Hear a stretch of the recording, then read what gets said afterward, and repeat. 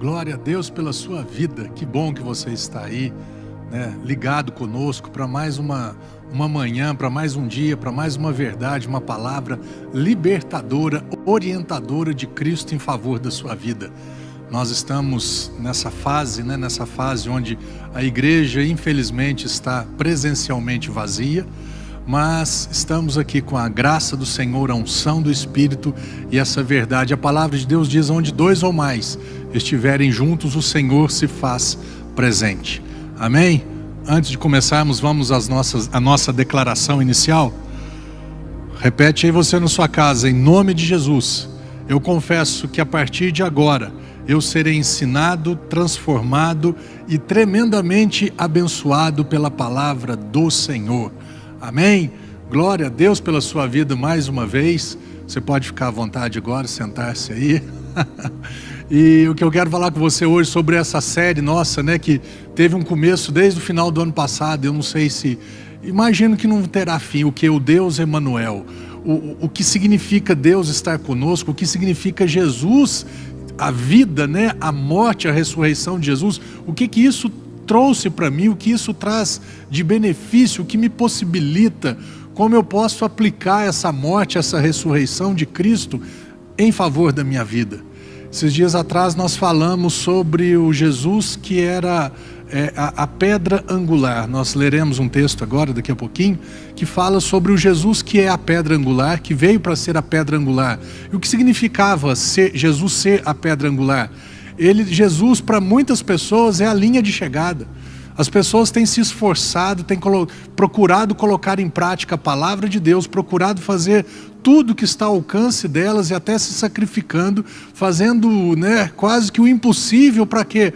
Para agradarem a Deus ou serem aceitas por Ele, para que Deus veja as boas obras dos homens e fale: puxa vida, esse cara tem se esforçado, essa pessoa tem dedicado tanto para fazer a minha vontade, então eu vou recompensá-lo com o céu, com a eternidade, eu vou recompensá-lo, eu vou pagar um salário para ele daquilo que ele tem feito. E Jesus não é a linha de chegada.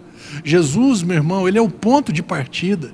Quando nós aprendemos lá atrás sobre Jesus ser a pedra angular, se você não assistiu, entra no nosso canal, nos nossos canais, seja YouTube, Face, playlist Deus Emanuel, e ali você vai encontrar essa mensagem, fantástica para a tua vida, esclarecedora e orientadora, porque Jesus, sendo a pedra angular, a pedra de esquina, ele é o ponto principal onde toda a construção, a sua vida precisa estar apoiada e orientada. E quando nós orientamos, nos apoiamos nele e orientamos a nossa vida a partir dele, não para chegar a ele, mas partindo dele, partindo da morte e da ressurreição de Cristo. A partir do momento que você recebeu Cristo, você tem o direito de reorientar, de reorganizar, de replanejar a sua vida. E tem muita chance de dar certo, amém? Você tem uma grande porcentagem de que vai dar certo, sim. Por que eu não falo 100%? Porque habitamos num corpo imperfeito e habitamos numa terra imperfeita. Então, existirão variáveis que não estão no nosso controle. Mas aquilo que está no seu controle, orientar a sua vida baseado na obra consumada de Cristo, meu amigo, eu tenho certeza que muitas experiências maravilhosas e poderosas você terá enquanto você estiver aqui nessa terra. Esse texto que nós leremos agora fala de um Jesus que não é somente a pedra angular, mas ele também é chamado de pedra de tropeço, de rocha de escândalo. E é o que nós vamos aprender sobre isso hoje. O Jesus que é a pedra de tropeço, não para mim mais, graças a Deus. Espero que não seja para você. Espero que você que ainda o veja dessa forma, você a partir de hoje não o veja mais e fale: puxa vida, não tropeçarei mais. Mas eu vou firmar a minha vida, eu vou orientar a minha vida baseado no que Ele já fez em favor da minha vida. Amém? Vamos juntos? 1 Pedro, capítulo 2 diz: porque assim como está registrado na Escritura, eis que põe em Sião uma pedra angular escolhida e preciosa, e aquele que nela deposita a sua confiança, olha isso, jamais será envergonhado. Assim sendo, para vós, os que credes, ela é preciosa.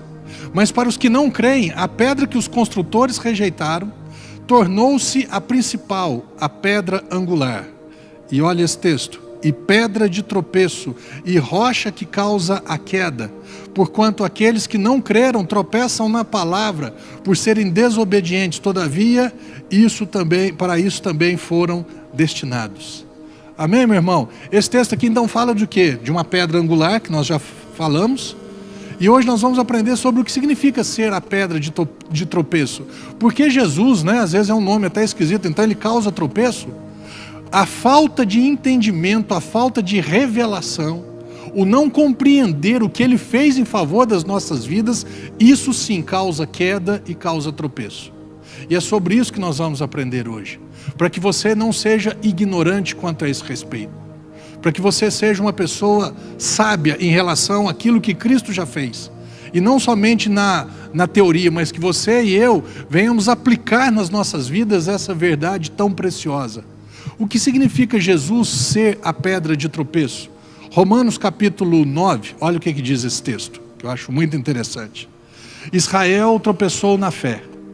A que conclusão chegamos, Paulo diz? Os gentios que não procuravam justiça, presta atenção, os gentios, quem são os gentios? Os que não são judeus, então os povos não judeus, que não procuravam justiça, a receberam, uma justiça que vem pela fé. Entretanto, Israel, o povo eleito e escolhido por Deus, que buscava uma lei que trouxesse justiça, não alcançou. Dá uma paradinha aqui, por favor. Você viu a diferença? Aqui ele já faz a diferença de dois povos. O povo judeu, que buscava uma lei que trouxesse justiça, que estava procurando praticar a lei para que eles fossem justificados, para que eles fossem declarados sem culpa, para que eles fossem inocentados diante de Deus. A lei nunca foi dada por Deus com esse propósito, para que o homem a colocasse em prática, para que o homem a aplicasse na vida dele, e ele se tornasse o que? Desculpado, inocentado diante de Deus. Não.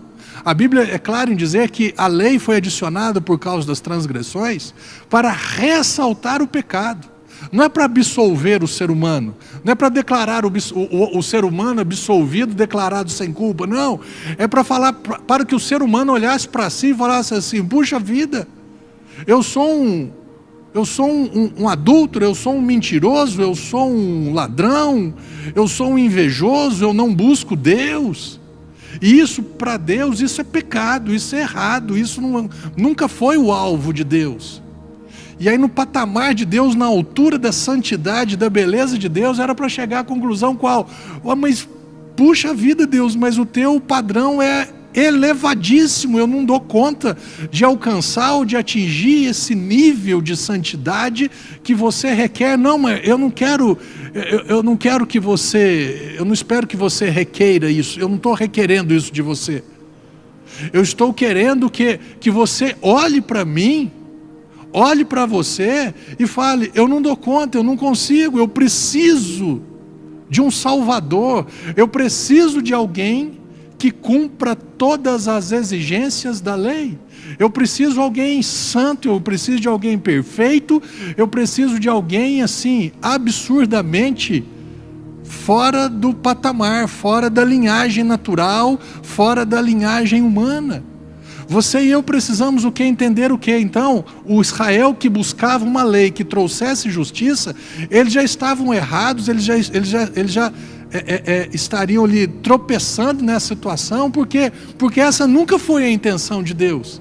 Deus nunca estabeleceu a lei com o propósito de que o homem, não, eu consigo, o homem vai dar conta, o homem vai corresponder, o homem vai satisfazer as minhas exigências. Não, Deus nunca teve essa expectativa. A expectativa de Deus, volta a afirmar, que era o homem se rendesse e falasse assim: pô, Deus, não consigo, eu não consigo, o teu padrão é muito alto, a tua régua ela é muito elevada, eu não consigo saltar. E aí Deus falaria o quê? Fala assim: então, você não consegue? Não. As tuas obras não dão conta? Não. Então você precisa, sabe do quê? Você precisa de um Salvador, você pode ser sim, eu desejo que você seja justificado sim, declarado sem culpa sim, inocentado diante de mim, na minha presença sim, mas não pelas suas obras, mas através das obras do meu Filho, do Rei dos Reis, o Senhor dos Senhores. Israel que não procurava, o Israel que procurava uma lei que trouxesse justiça, não alcançou. Mas os gentios, todos os povos não judeus, eu, talvez você, que não tenha ascendência, não somos descendentes dos hebreus ou dos judeus, nós que não buscávamos, nós alcançamos. E alcançamos pelas nossas obras, pela nossa correção, pela nossa obediência? Não. Alcançamos pela fé. É disso que trata. É isso que significa alcançar ou não, pela fé ou pelas obras. E é sobre isso que Paulo estava falando. Vamos continuar nesse versículo. E por que que eles não alcançaram, não obtiveram resultado? Porque não, o povo de Israel, porque não buscava pela fé, mas como por meio das obras, das atitudes deles. Eles então tropeçaram o quê? Na pedra de tropeço. Como está escrito, eis que põe em Sião uma pedra de tropeço e uma rocha de escândalo, mas aquele que nela confia, jamais será envergonhado. Você entendeu o processo? Os gentios que não buscavam alcançaram, porque buscaram pela fé. Os judeus, os hebreus que buscavam uma lei que trouxesse, que os absolvesse diante de Deus, os inocentasse diante de Deus pelas suas obras, não alcançaram. E aí Jesus se torna o quê? Pedra de tropeço para aqueles que buscam, que tentam ser alcançados, que tentam obter, vamos dizer assim, obter uma inocência, desejam ser declarados sem culpa diante de Deus através das suas próprias obras. E aí Jesus se torna a pedra de tropeço, eles tropeçam nessa pedra. Mas para aqueles que confiam no que Cristo fez, se torna uma pedra eleita, preciosa, e eles jamais, e eu jamais serei envergonhado, e você espero que também já tenha feito essa escolha. Qual escolha? Eu não consigo, eu não dou conta. Esse padrão teu, Deus, é muito elevado, eu não consigo cumprir ou satisfazer todas as exigências dessa lei que você estabeleceu, então eu preciso de um Salvador. E aí eu encontro em Cristo a minha pedra angular, a partir dela eu edifico e construo a minha vida, fundamento a minha vida, não me torno membro de uma igreja evangélica, eu não mudo de uma religião, mas eu me torno filho, tornam-se filhas, e esses filhos agora são declarados justos, são justificados. A partir de agora uma nova vida é estabelecida, a partir de agora uma nova vida começa, um relacionamento novo começa. E é sobre isso que significa ou Jesus ser a pedra angular, ou Jesus ser a pedra de tropeço, Jesus ser uma pedra eleita e preciosa, ou Jesus ser uma rocha de escândalo. Essa escolha é você quem faz, eu não posso fazer por você. Eu posso te indicar o caminho, eu posso te falar a respeito daquilo que Jesus fez, do Emanuel, do Deus conosco, e é sobre isso que eu tenho feito esses últimos meses e anos da minha vida, pregando e falando a respeito dessa graça, dessa verdade. Nós vamos ler uns textos agora, até que assim, bem confrontadores e muito diretos, escritos pelo apóstolo Paulo aos moradores de Gálatas, da Galácia. E é muito interessante porque ele fala: você está querendo se justificar diante de Deus pelas suas obras? Rapaz, o negócio está ruim. Gálatas capítulo 5, verso 1 diz: foi para a liberdade que Cristo nos libertou. E ele fala: permanecei, pois, firmes, e não vos sujeiteis outra vez a um jugo de escravidão. Eu, Paulo, vos afirmo, é Paulo, não sou eu não, viu? Na Igreja Sal da Terra, nem o Marcelo. Paulo diz: eu vos afirmo que Cristo de nada vos servirá, se vos deixardes circuncidar. Dá uma corta aqui para mim, por favor. O que significa isso? Paulo está falando, então o que é o jugo? O jugo da lei. O circuncidar é fazer uma aliança com Deus, através, no Antigo Testamento, através da circuncisão. No Novo Testamento, batismo. No Antigo Testamento, circuncisão. No Novo Testamento, você se batiza e vive a partir de uma graça, de uma pedra angular. Você vive a partir daquilo que Cristo fez. Aliás, você só nasce de novo, você só se torna um filho ou uma filha de Deus a partir do momento que você recebe Cristo. Você recebe o que Cristo fez em favor da sua vida. E aí você vai construir, orientar a sua vida a partir dele, não para chegar a ele. Linha de partida ou linha de chegada? Cristo é a nossa linha de partida. Eu parto dele. Eu vou construir a minha vida a partir do que ele fez. E no Antigo Testamento a circuncisão era a forma de entrar num relacionamento com Deus, e era baseado no que? Agora você precisa guardar todos os mandamentos. Ouvir e praticar todos os mandamentos. Todos, meu irmão, quando a Bíblia diz todos, todos são todos. Todos não são os que você dá conta, todos não são os que são favoráveis, todos não são os que você gosta. Não. Sabe aquele, chega num self-service, vários tipos de comida, vários pratos, você escolhe aquilo que te melhor apetece, aquilo que você mais gosta, que te dá mais prazer. Não é nem o que te faz bem, é o que te mais dá prazer. Na lei não existe self-service. Você tem que comer todos, ingerir todos, colocar todos em prática, aplicar todos na sua vida. E quando falamos 10 mandamentos, não, chegava-se a 613 mandamentos. Orientações e moral e costume, isso, todos os dias até o último dia da tua vida. Quem dá conta? Ninguém. Então, o colocar-se debaixo de um jugo que Paulo está falando, é esse jugo de que você se torna obrigado, você se torna agora obrigado a cumprir todos esses mandamentos. Então Paulo está falando, Cristo veio para te colocar em liberdade, e liberdade, meu irmão, não é viver uma vida relaxada, completamente fora dos padrões do Senhor. Quando eu falo de ficar livre da obrigatoriedade de se cumprir a lei, como Paulo disse, com o propósito de ser justificado. Ninguém será, nós vamos ler um texto que vai falar exatamente sobre isso. Ninguém será justificado por cumprir mandamentos, por obedecer a lei. Isso não significa que, ok, então a lei diz não matarás, eu posso matar, pastor?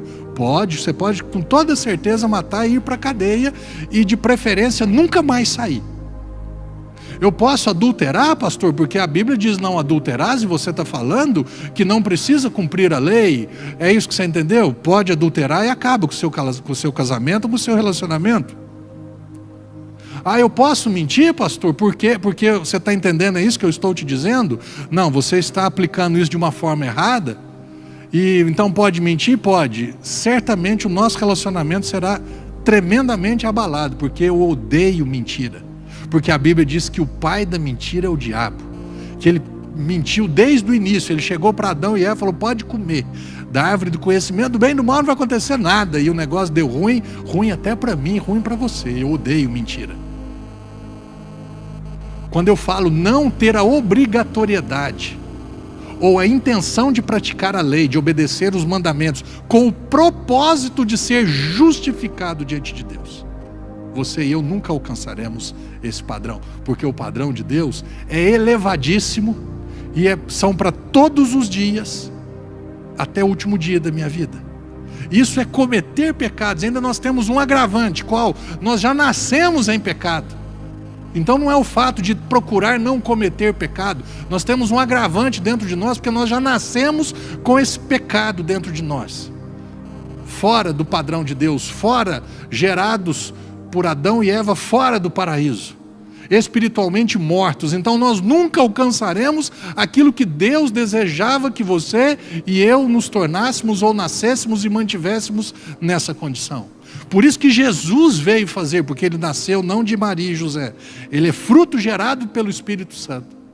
Então ele nasce sem pecado, e a Bíblia diz que ele não cometeu pecado.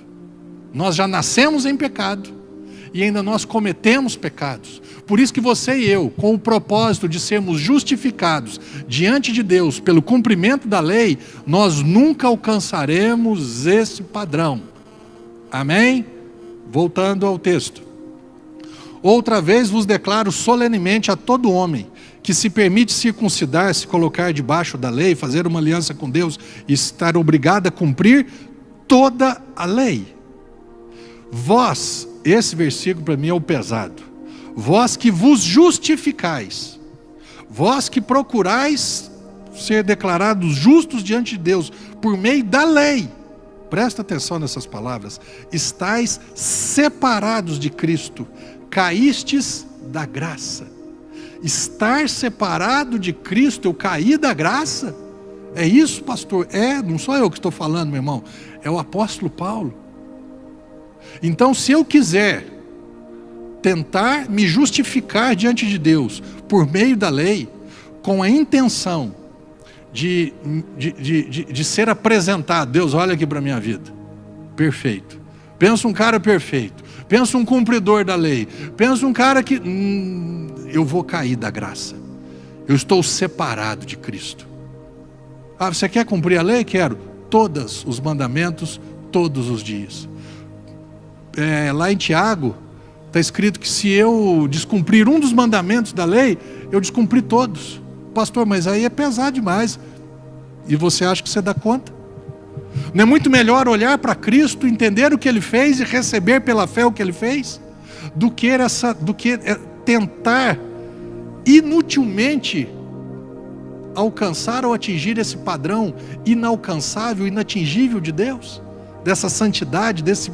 Cara, como diz o outro, é disso que nós estamos falando. Gálatas 2,16, olha esse texto, o que diz?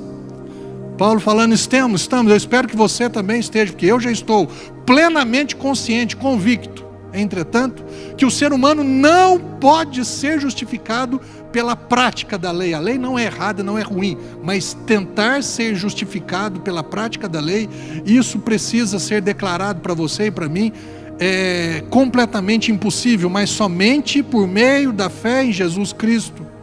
Assim sendo, nós também viemos a crer em Cristo Jesus a fim de sermos justificados pela fé em Cristo, e de forma alguma pela prática da lei, porquanto é certo que por praticar a lei, ninguém será capaz de ser justificado. Amém? É isso faz a diferença entre ser a pedra de tropeço e a pedra e a rocha de escândalo. A pedra angular e a pedra de tropeço. Ou Jesus, Ele é o meu eleito, a minha pedra eleita, escolhida, ou Jesus é a minha rocha de escândalo, a minha pedra de tropeço. Se eu tentar ou quiser ser justificado, me apresentar santo, perfeito, inocente diante de Deus, pelas práticas da lei, eu nunca serei justificado. Pastor, mas aí qual que é a solução? Já tem umas dicas aqui. Romanos 10,4 diz o que sobre Jesus? Porque o fim da lei é Cristo, para a justificação de todo o que crê. Quando a Bíblia fala sobre o fim da lei, o fim fala de dois pontos. O fim como finalidade e o fim como ponto final. Ou seja, a partir do momento em que Cristo, Ele cumpre, Ele morre naquela cruz, Ele satisfaz todas as exigências da lei. Ele cumpre todos os preceitos e mandamentos da lei. Preceitos e mandamentos que você e eu nunca conseguiríamos alcançar todos no padrão de Deus. Podemos achar que nós, eu não mato, pastor, então eu estou cumprindo o mandamento. Sabe o que Jesus falou? Mateus capítulo 5, a respeito do mandamento não matarás. Ele está com os discípulos, está com a multidão ali sentado, e fala assim, o que foi dito aos antigos? Não matarás, eu porém vos digo. E aí ele traz o padrão de Deus sobre o não matarás. A revelação sobre o não matarás. Eu porém vos digo, qualquer pessoa que odiar o seu irmão no coração já o matou. E aí aí eu posso te fazer essa pergunta, eu sou o primeiro a levantar a mão. Você já odiou alguém? Você já desejou que aquela pessoa desaparecesse da tua vida, nunca tivesse existido para te fazer tanto mal? Já, eu, várias e várias, infelizmente, e várias vezes. Para Deus, eu matei. E se eu descumprir um mandamento, eu sou declarado culpado por todos. Eu vou parar por aqui, porque não é essa a mensagem.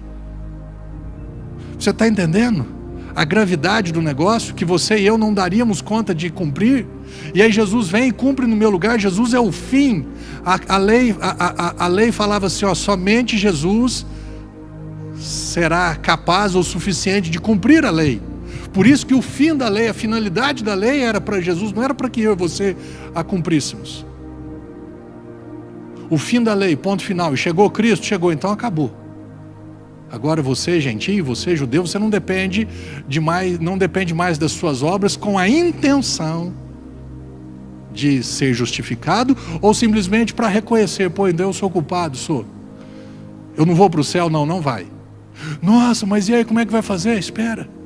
Deus não levou em conta os pecados anteriormente cometidos. É disso que falava. Romanos 3, 26 ou 27, se eu não estiver enganado. E agora Jesus vem. Ele vem para fazer aquilo que você, eu não dava conta de fazer. E agora Ele proporciona, oferece gratuitamente para você e para mim, Marcelo. Você deseja? Você deseja ser tornado justo? Ou você ainda está tentando se tornar justo? Você quer deixar de ser injusto e se tornar justo? Eu posso fazer isso por você. Você quer deixar de ser uma criatura e se tornar um filho? Eu posso fazer isso para você. Agora, se você estiver tentando, de alguma forma, com todos os teus esforços próprios, chegar a essa posição, deixa eu já te adiantar, você nunca vai alcançar. É perda de tempo. As religiões estão todas aí. Faça o bem, deixa o mal de lado, perdoe, ensinamentos de Jesus. Evangelho segundo A, segundo B. Sabe? Passo a passo, 10 passos para. Meu irmão, tudo são obras. Tudo são situações. A religião é o que? O homem tentando se religar a Deus. E ele precisa se religar. Como é que um Deus santo vai alcançar ou receber ou se relacionar com um pecador? Então a religião orientada pelo diabo, ela chega e fala assim, ó, faça isso, faça isso, faça isso. E aí a pessoa faz, e ela continua com esse vazio, com essa necessidade, com essa sede, com essa fome de um Deus. E aí, não, você precisa fazer isso e fazer aquilo, e precisa deixar de fazer isso e começar a fazer aquilo. E ela tenta com todos os seus esforços e ela não consigo.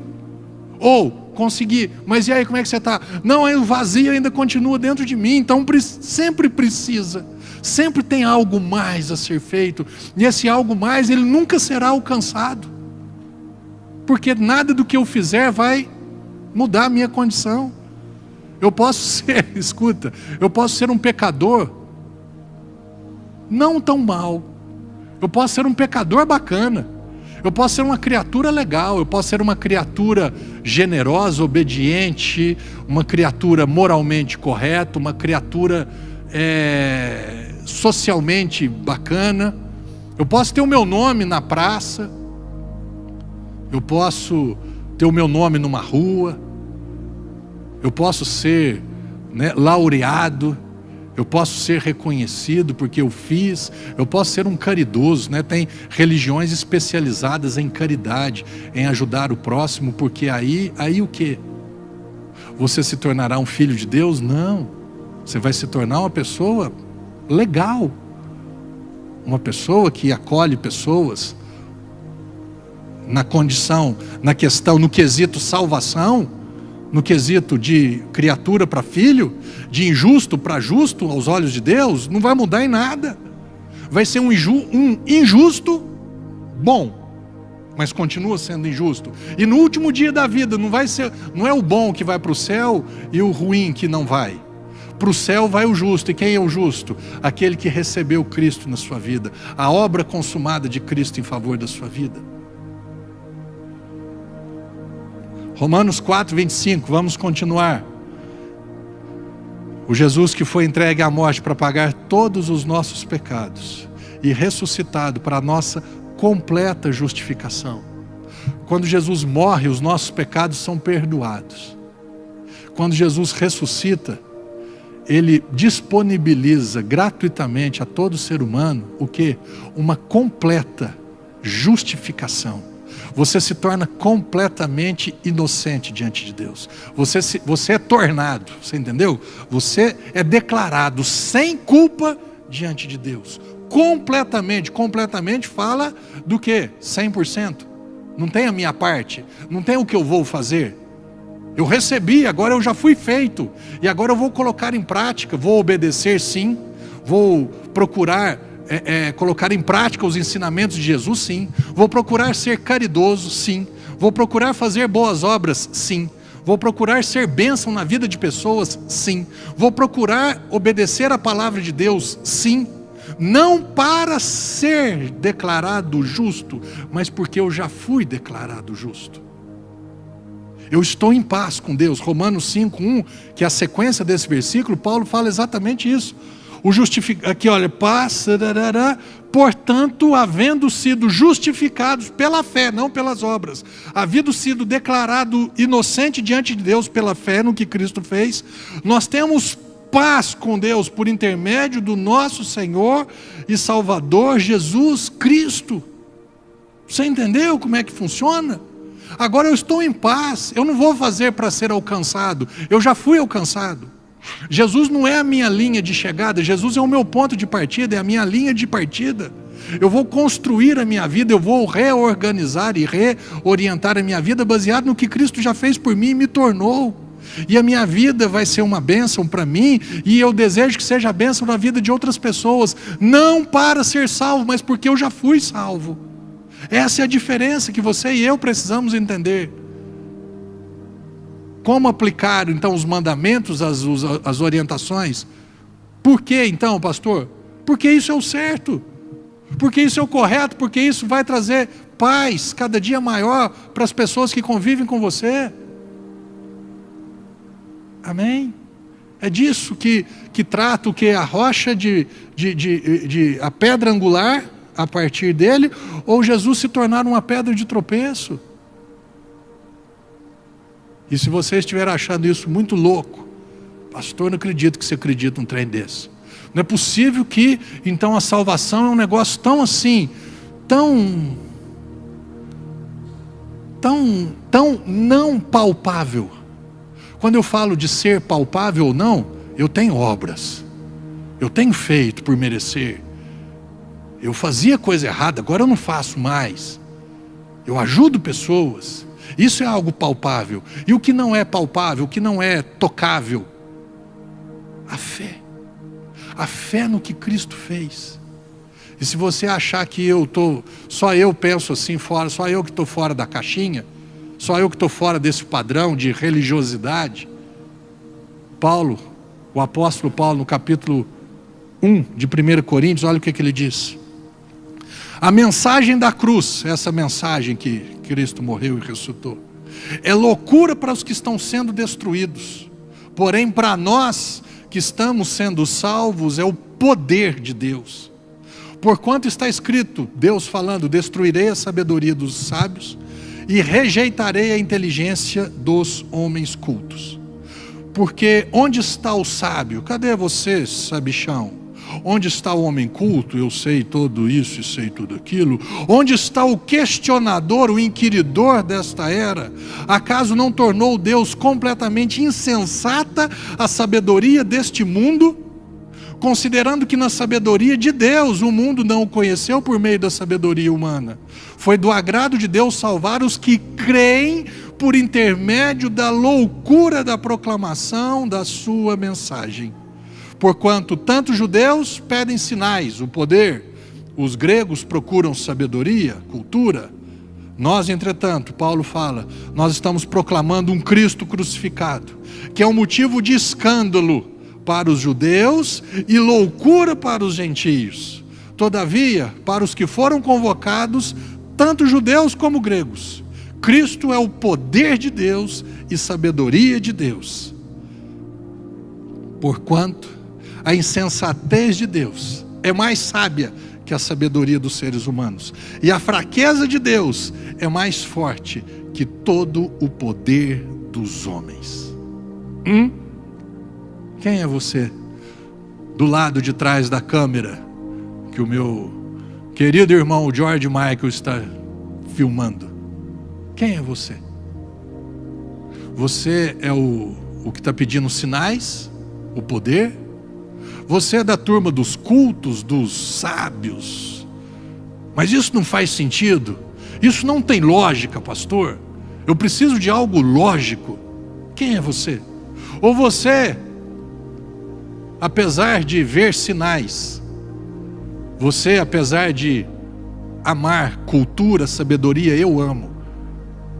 Eu gosto de conhecimento. Eu não estou falando só um conhecimento espiritual, não. Eu gosto de aprender.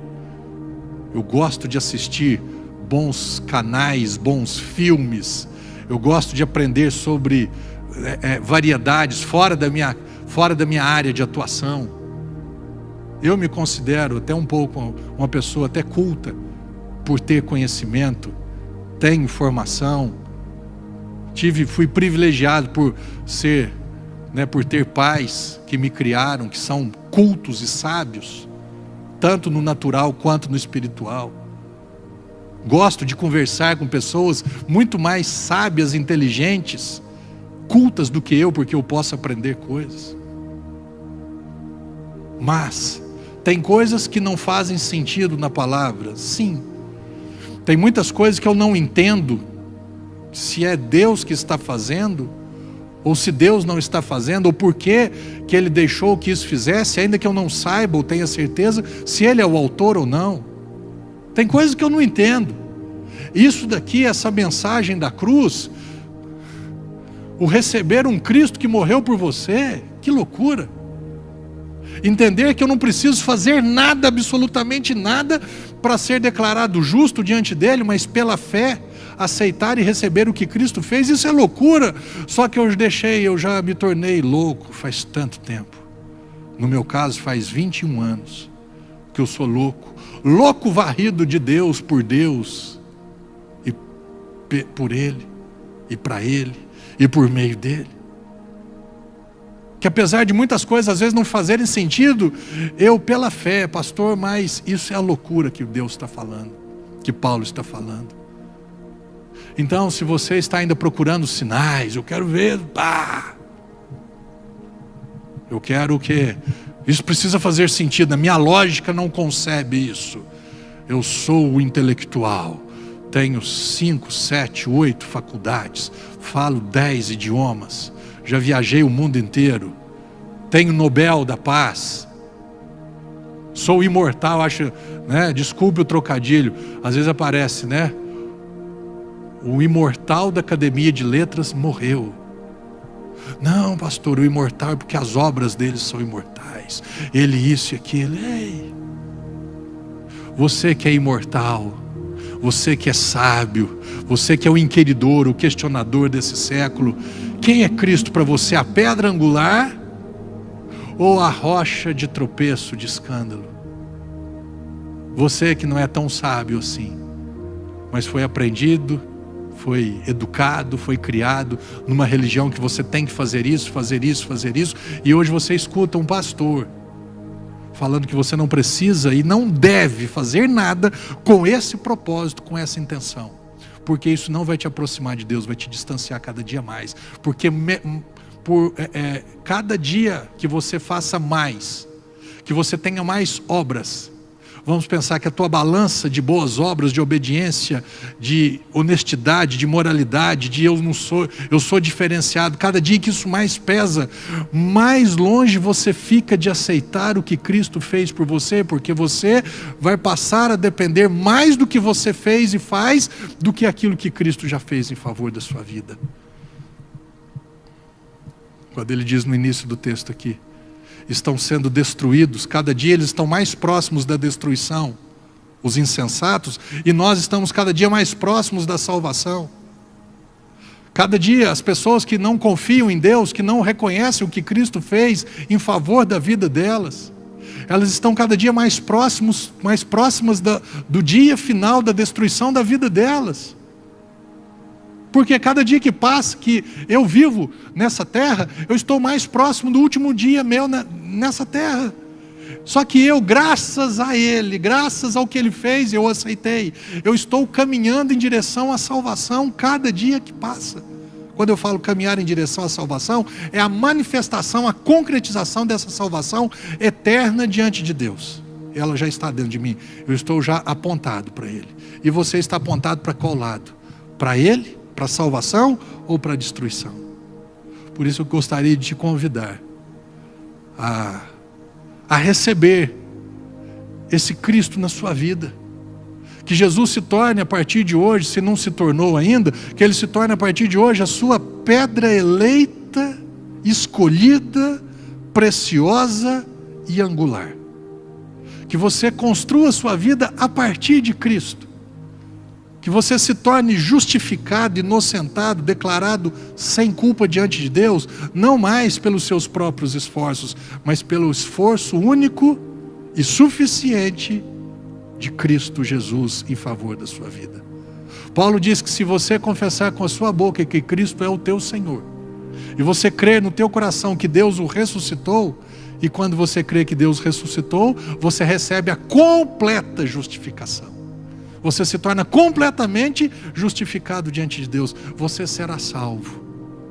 E eu volto a te dizer, cada dia que passa, você e eu estamos mais próximos desse dia. Não estamos mais distantes. A partir do minuto que uma criança, um nenenzinho é colocado no mundo, ele nasce, ele está indo ou para a destruição ou para a salvação.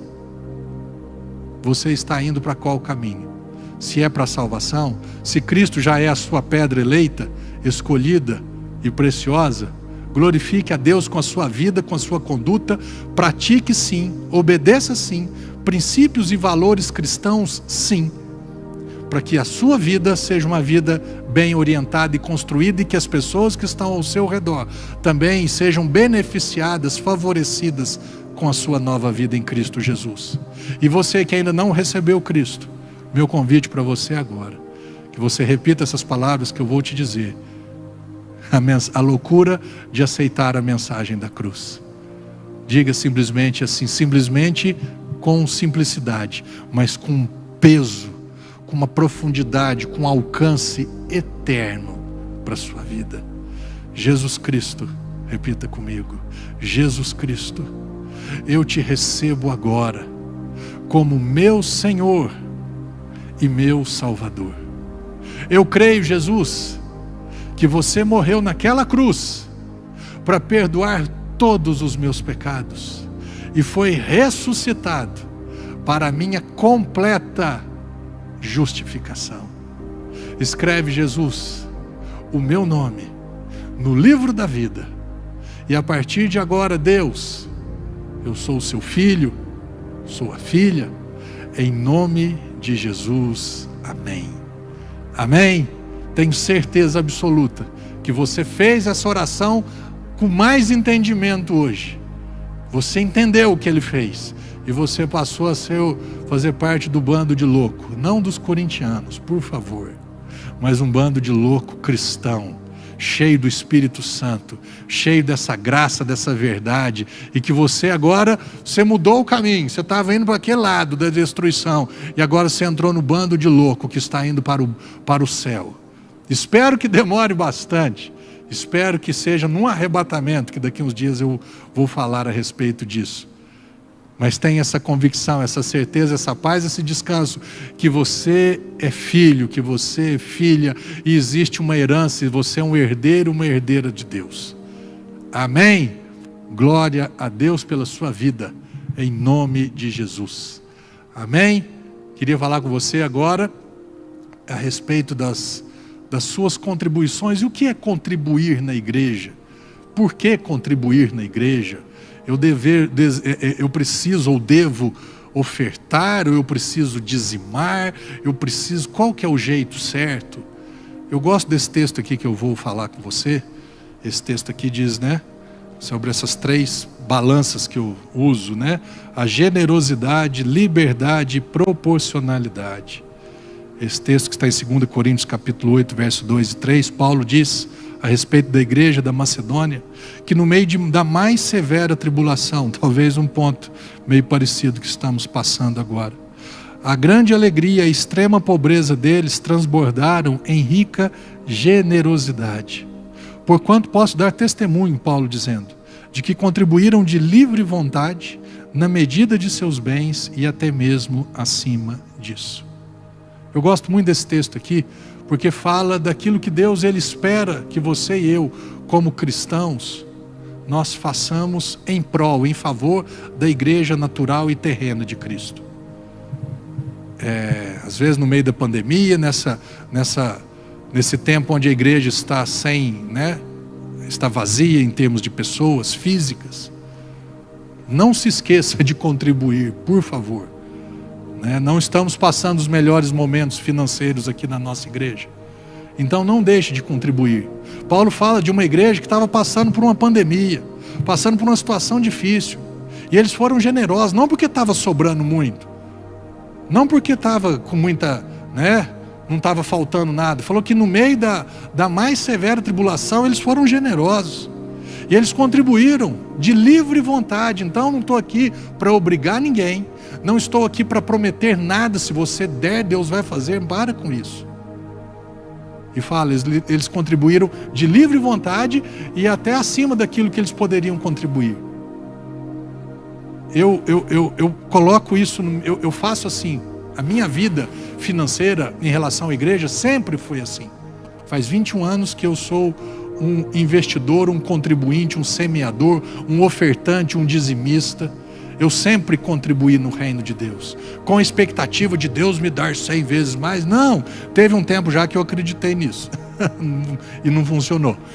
Mas já faz bons anos que eu contribuo, porque eu amo Cristo, eu amo a obra de Deus, eu quero que Ele olhe para mim e veja que ali tem um cara que, se eu der dinheiro, ou quanto mais dinheiro eu colocar nas mãos dele, proporcionalmente ele vai contribuir na minha causa, na minha igreja, para que vidas sejam salvas.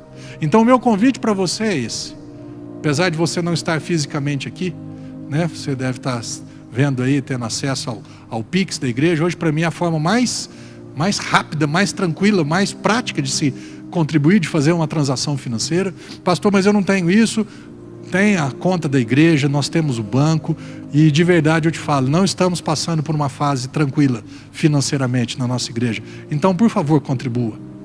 Esteja ombreado conosco aqui, a liderança aqui da igreja, para que nós possamos suportar essa fase mais difícil.